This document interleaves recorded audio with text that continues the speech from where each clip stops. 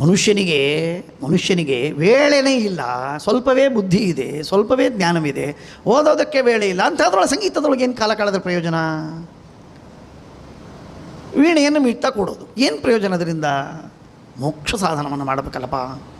ವೀಣೆಯನ್ನು ಬಾರಿಸ್ತಾ, ತಬಲಾ ಬಾರಿಸ್ತಾ, ಮೃದಂಗವನ್ನು ಕಲಿತಾ ಕೂತ್ರೆ, ವಾಯಿಲನ್ನು ಕಲಿತೀನಿ ಅಂತಂದರೆ ಕಲಿ, ಬೇಡ ಅಂತ ಅನ್ನೋದಿಲ್ಲ. ಏನು ಲಾಭ? ವ್ಯವಹಾರದ ಪ್ರಕಾರ ಹೇಳ್ತಾ ಇಲ್ಲ, ವ್ಯವಹಾರ ಬೇರೆ, ವ್ಯವಹಾರ ಹೊಟ್ಟೆಗೆ ಬೇಕು ಇತ್ಯಾದಿಗಳೆಲ್ಲ ಬೇರೆ. ನಾನು ಅದನ್ನು ಮಾತಾಡ್ತಾ ಇಲ್ಲ, ಅದು ಅವರವರ ದೃಷ್ಟಿ. ಆದರೆ ಶಾಸ್ತ್ರ ಹೇಳೋದು, ಶಾಸ್ತ್ರ ಎಚ್ಚರ ಕೊಡೋದು, ಎಚ್ಚರದ ಗಂಟೆಯನ್ನು ಬಾರಿಸುವಾಗ ಆಚಾರ್ಯರು ಹೇಳ್ತಾರೆ, ಅದು ಕಲೆ, ಅದು ವಿದ್ಯೆ, ಅದು ಶಾಸ್ತ್ರದಲ್ಲಿ 64 ಕಲೆಗಳೆಲ್ಲ ಅದು ಒಂದು ಹೌದು ಅಂಥೇಳಿ ಅದು ಮೋಕ್ಷಕ್ಕೆ ಸಾಧನವಾದದ್ದು ಅಂತ ತಿಳ್ಕೊಬೇಡ. ಹೊಟ್ಟೆಗಾಗಿ ಬೇಕು, ನನ್ನ ಕಲೆಗಾಗಿ ಬೇಕು, ನನಗೇನೋ ಇಂಟ್ರೆಸ್ಟ್ ಇದೆ, ಏನೇನೋ ಮಾಡ್ಕೋ, ಏನು ಮಾಡ್ಕೋತೀವಿ ಮಾಡ್ಕೊ.